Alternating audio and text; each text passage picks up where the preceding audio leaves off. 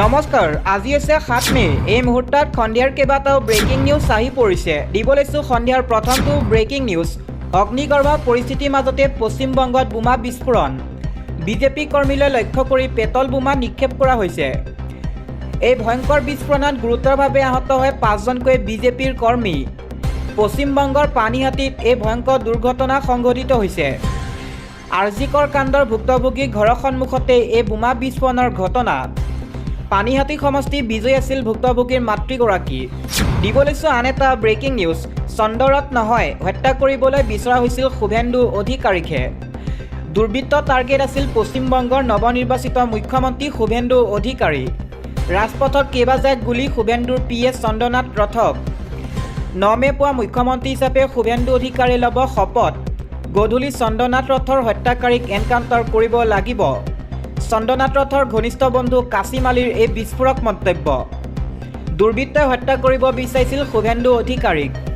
পূৰ্ব পৰিকল্পিত আছিল এই সমগ্ৰ ঘটনা, কিন্তু ভগৱানৰ কৃপাত প্ৰাণ ৰক্ষা পালে শুভেন্দু অধিকাৰী। সমগ্ৰ পশ্চিমবংগতে এতিয়া হাই এলাৰ্ট জাৰি কৰা হৈছে। অধিক নিৰাপত্তাৰক্ষী মোতায়েন কৰা হৈছে সমগ্ৰ পশ্চিমবংগত। দিব লৈছোঁ এটা পলিটিকেল ব্ৰেকিং নিউজ। গৌৰৱ গগৈৰ ওপৰত প্ৰচণ্ড ক্ষোভ। নিৰ্বাচনত পৰাস্ত হোৱাৰ পিছতে ৰেজাল্ট কৰিম চৰকাৰত ডাঙৰ প্ৰতিক্ৰিয়া। গৌৰৱ গগৈ, ৰকিবুল হুছেইন, দেৱব্ৰত শইকীয়াক তীব্ৰ আক্ৰমণ ৰেজাল্ট কৰিম চৰকাৰৰ। মাত্ৰ ১৩ দিনত মই নিৰ্বাচনী যুঁজত নামি ৮৮,০০০ ভোট পাইছোঁ। ৰাইজৰ মৰম আৰু আশীৰ্বাদৰ বাবেই ইমান ভোট পাবলৈ সক্ষম হৈছোঁ। মই কংগ্ৰেছত থাকিলে উজনিত ভোট নাপাম বুলি ভাবি লৈছিল কংগ্ৰেছে। ৰাজনৈতিক দলত যোগ দি মই ভাল কথা কৈছিলোঁ, বেয়া কথা কোৱা নাছিলোঁ। মই ধুবুৰী, শিৱসাগৰ, বৰাক ব্ৰহ্মপুত্ৰক লৈ বৰ অসম গঢ়াৰ কথা কৈছিলোঁ। শিৱসাগৰক ধুবুৰী বনাম বুলি কোৱা নাছিলোঁ। কিন্তু আজি উজনি অসমত কংগ্ৰেছ বিধ্বস্ত হৈ গ'ল। কংগ্ৰেছৰ পৰা মোক খেদিবৰ বাবে গভীৰ ষড়যন্ত্ৰ ৰচনা কৰা হৈছিল। গৌৰৱ গগৈ, দেৱব্ৰত শইকীয়া, ৰকিবুল হুছেইনে মোক কংগ্ৰেছৰ পৰা খেদিবৰ বাবে ষড়যন্ত্ৰ কৰিছিল। গৌৰৱ গগৈ আনক দোষাৰোপ কৰাতকৈ নিজৰ দোষ শুধৰাই লওক। নিৰ্বাচনত পৰাস্ত হোৱাৰ পিছতে ৰেজাল্ট কৰিম চৰকাৰৰ এই ডাঙৰ প্ৰতিক্ৰিয়া। আগবঢ়াইছোঁ আন এটা পলিটিকেল ব্ৰেকিং নিউজ। APCCৰ সম্পাদক তথা জ্যেষ্ঠ মুখপাত্ৰ মনোৰঞ্জন বৰগোহাঁই পদত্যাগ। দলৰ প্ৰাথমিক সদস্যৰ পৰাও পদত্যাগ কৰে মনোৰঞ্জন বৰগোহাঁই। নিৰ্বাচনত শোচনীয় পৰাজয়ৰ পাছতে কংগ্ৰেছত পুনৰ সহনীয়া দেখিবলৈ পোৱা গৈছে। দলটোৰ জ্যেষ্ঠ মুখপাত্ৰ পদো এৰিলে মনোৰঞ্জন বৰগোহাঁই। গৌৰৱ গগৈ কাম কাজত তীব্ৰ অসন্তুষ্টি প্ৰকাশ কৰি কংগ্ৰেছ ত্যাগ কৰিছে। ৩৩ বছৰ ধৰি কংগ্ৰেছত আছিল মনোৰঞ্জন বৰগোহাঁই। গৌৰৱ গগৈ, মই মতালিত অতিষ্ঠ হৈছোঁ, শূন্য হৈছোঁ। কংগ্ৰেছ দলটো বৰ্তমান পাগলামী বান্দৰামীলৈ পৰিণত হৈছে। তৰুণ গগৈ ছাৰ নোহোৱা হোৱাৰ পৰা কংগ্ৰেছ অনুশাসনহীন হৈ পৰিছে। দলীয় নেতা কৰ্মী অসুখ হ'লে আত্মীয়ৰ মৃত্যু হ'লেও এটা খবৰ নলয় গৌৰৱ গগৈয়ে। সাংসদ হোৱাৰ পিছত কোনো এজন পৌৰপতি, জিলায়ুক্তৰ লগত কোনো বৈঠক নকৰিলে। যোৰহাটত বিভিন্ন অনুষ্ঠান প্ৰতিষ্ঠানে মাতিলেও এদিনো ক'তো নগ'ল। গৌৰৱ গগৈক তেল মাৰি থকা সকলেহে টিকট পায়। কংগ্ৰেছত যোগ্যজনৰ স্থান নাই। তেলমৰ্দন, তুষ্টিকৰণৰ যোগ্যতা। জিতেন্দ্ৰ সিঙৰ দৰে মূৰ্খ ফটুৱা তত্ত্বাৱধায়ক দেখা নাই। দিব লৈছোঁ আন এটা খবৰ। মই কিয় পদত্যাগ কৰিম? নিৰ্বাচনী ফলাফলৰ বিৰুদ্ধে উচ্চতম ন্যায়ালয়ত দ্বাৰস্থ হ'ব পশ্চিমবংগৰ মুখ্যমন্ত্ৰী মমতা বেনাৰ্জী। দুৰ্নীতিৰে বিজেপিয়ে নিৰ্বাচনত জয়ী হোৱা বুলি অভিযোগ মমতা বেনাৰ্জী। কোনোপধ্যে মুখ্যমন্ত্ৰী পদ ত্যাগ কৰিবলৈ সাজু নহয় মমতা বেনাৰ্জী। বৰ্খাস্ত কৰিলেও বা ৰাষ্ট্ৰপতি শাসন চলিলেও মই পদত্যাগ নকৰিম বুলি মন্তব্য কৰিছে মমতা বেনাৰ্জীয়ে। মই কিয় পদত্যাগ কৰিম? আমি নিৰ্বাচনত পৰাস্ত হোৱা নাছিলোঁ। ভোট লুট আৰু ষড়যন্ত্ৰৰে আমাক পৰাস্ত কৰা হৈছে। আমাৰ হাতত প্ৰমাণ আছে। প্ৰয়োজন হ'লে আমি ন্যায়ালয়ৰ কাষ চাপিম বুলি মন্তব্য কৰে মমতা বেনাৰ্জীয়ে। উল্লেখযোগ্য যে আজি সমাপ্ত হ'ল মুখ্যমন্ত্ৰী হিচাপে মমতা বেনাৰ্জীৰ কাৰ্যকাল। এই পৰ্যন্ত মুখ্যমন্ত্ৰী পদৰ পৰা পদত্যাগ কৰা নাই মমতা বেনাৰ্জীয়ে। মমতাই পদত্যাগ নকৰি মুখ্যমন্ত্ৰী কাৰ্যালয় দখল কৰি থাকিলে। ৰাজ্যপালে আৰক্ষীৰ দ্বাৰা উচ্ছেদ কৰাৰ সম্ভাৱনা আছে। আন এটা খবৰ। ৰাহুল গান্ধীয়ে বুজি পোৱা নাই বিজেপি কি। গৌৰৱ গগৈ বুজি পাব বিজেপি কি। গৌৰৱ গগৈ বক্তৃতাসমূহত ভাল গুণ আছে, কিন্তু নিৰ্বাচন তেনেকৈ জয় কৰিব পৰা নাযায়। এই মন্তব্য কৰিছে দিলীপ শইকীয়া, ৰাজ্যিক বিজেপিৰ সভাপতি। অহা ১২ মে'ত খানাপাৰাত মুখ্যমন্ত্ৰী শপত গ্ৰহণ অনুষ্ঠান। শপত গ্ৰহণ অনুষ্ঠানত উপস্থিত থাকিব প্ৰধানমন্ত্ৰী নৰেন্দ্ৰ মোদী। আন এটা খবৰ। উজনি অসমত শীঘ্ৰেই চলিব বৃহৎ উচ্ছেদ অভিযান। নিষ্ঠাৰ নাই অবৈধ বেদখলকাৰী। ৰাজ্যৰ প্ৰান্তে প্ৰান্তে চলিব উচ্ছেদ অভিযান। উজনি অসমৰ সৰু পথাৰত শীঘ্ৰেই চলিব বৃহৎ উচ্ছেদ অভিযান। সাৰি নাযাব এটাও অবৈধ বেদখলকাৰী। দ্বিতীয়বাৰৰ বাবে বিধায়ক নিৰ্বাচিত হৈয়ে বিশ্বজিৎ ফুকনৰ এই প্ৰতিশ্ৰুতি। ইয়াৰ পাছৰ খবৰ, নিৰ্বাচনত জয়ী হোৱা 126জন বিধায়কৰ 21 বিধায়কৰ বিৰুদ্ধে আছে অপৰাধমূলক গোচৰ। ইয়াৰ পাছৰ খবৰ, জনতাই জয় কৰোৱা 21জন বিধায়কৰ বিৰুদ্ধে অপৰাধমূলক গোচৰ। 126 বিধায়কৰ 21জন বিধায়কৰ বিৰুদ্ধে আছে অপৰাধমূলক গোচৰ। 7জন বিজেপি বিধায়ক আৰু 9জন হৈছে কংগ্ৰেছ বিধায়ক। 2গৰাকী AIUDFৰ বিধায়ক, 1গৰাকী অগপ, 1গৰাকী TMCৰ বিধায়ক। অখিল গগৈ 21টা গোচৰ, ৰাজ্য দল শিৱসাগৰ সমষ্টি। শিলাদিত্য দেৱৰ 13টা গোচৰ, বিজেপি হোজাই সমষ্টি। জুবে আনম মজুমদাৰ 3টা গোচৰ, কংগ্ৰেছ আলগাপুৰ কাটলিচেৰা। জিতু গোস্বামী 3টা গোচৰ, বিজেপি বহমপুৰ সমষ্টি। চেৰমান আলী আহমেদ 4টা গোচৰ, তৃণমূল কংগ্ৰেছ মন্দিয়া সমষ্টি। আমিনুল হক লস্কৰ 2টা গোচৰ, কংগ্ৰেছ সোণাই।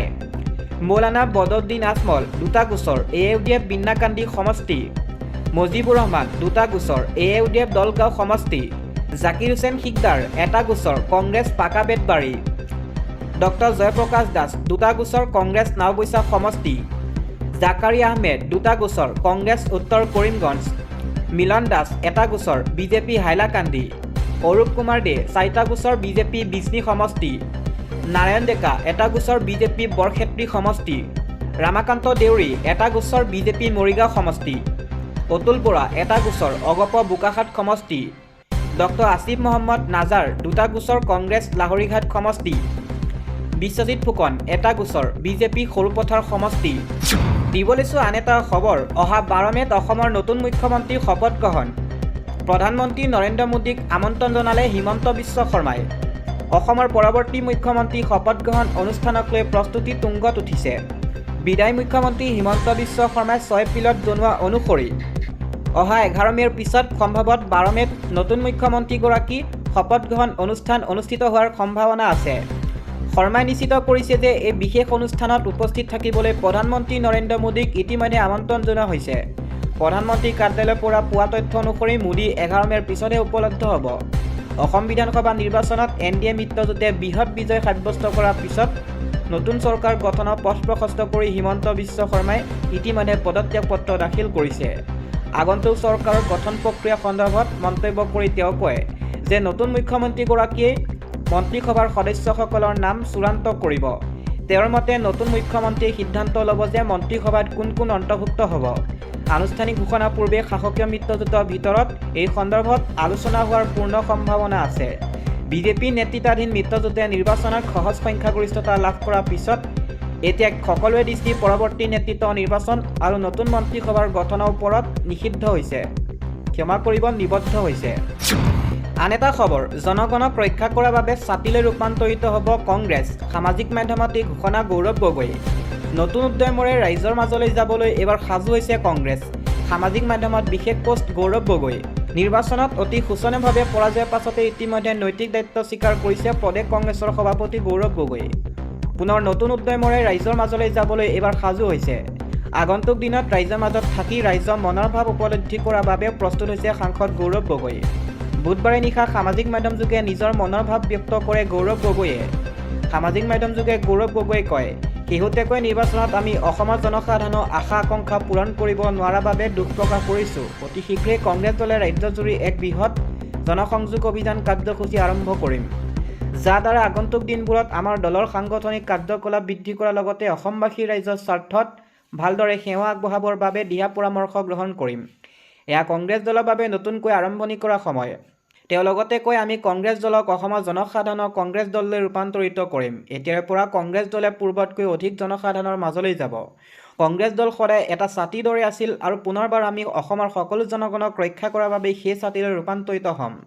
গৌৰৱ গগৈ কয়, আমি সদায় ভাল কামত চৰকাৰখনলৈ সহযোগ আৰু পৰামৰ্শ আগবঢ়াম। আনহাতে অসমৰ স্বাৰ্থত তেওঁলোকক সমৰ্থনো কৰিম, কিন্তু যেতিয়াই এই চৰকাৰৰ অন্যায় আৰু দমন নীতিত নামি পৰিব তেতিয়াই আমি দৃঢ়ভাৱে তাৰ বিৰুদ্ধে থিয় দিম। জনসাধাৰণৰ কংগ্ৰেছ হ'ব অসমৰ এক প্ৰকৃত প্ৰগতিশীল বিকল্প, যি জনসাধাৰণৰ মাজৰ পৰা সমাধানৰ পথ উলিয়াই ৰাজ্যৰ সমস্যা সমাধান কৰিব। একে সময়তে যেতিয়াই চৰকাৰে ভয় ভীতি প্ৰদৰ্শন কৰিব, আমি সদায় জনসাধাৰণৰ লগত থিয় দিম। তেওঁ লগতে কয়, সম্প্ৰতি ভাৰতবৰ্ষত সমগ্ৰ নিৰ্বাচন ব্যৱস্থাটো এক সংকটত পৰিছে। কাৰণ নিৰ্বাচন পৰিচালনাৰ দায়িত্বত থকা লোকসকলে এটা ৰাজনৈতিক দলৰ সুবিধাৰ বাবে নীতি নিৰ্ধাৰণ কৰিবলৈ থকাৰ দৰে আচৰণ কৰি আছে। অসম হৈছে এক পৰীক্ষাগাৰ, যাক বিজেপিয়ে সমগ্ৰ ভাৰতত প্ৰসাৰিত কৰিব বিচাৰিছে। তেওঁলোকৰ কৌশল হৈছে দেশ এক দল এজন মানুহ। তেওঁলোকৰ কৌশল হৈছে এক দেশ এক দল এজন মানুহ। আইনৰ অপব্যৱহাৰ নকৰাকৈ, কোনো প্ৰতিষ্ঠান দখল নকৰাকৈ বা নাগৰিকসকলক চাপ নিদিয়াকৈ তেওঁলোকে জয়লাভ কৰিব নোৱাৰে। আমি ইয়াৰ বিৰুদ্ধে সংগ্ৰাম কৰিবলৈ আৰু জনতা কণ্ঠস্বৰ হৈ থিয় দিবলৈ সদায় প্ৰতিশ্ৰুতিবদ্ধ।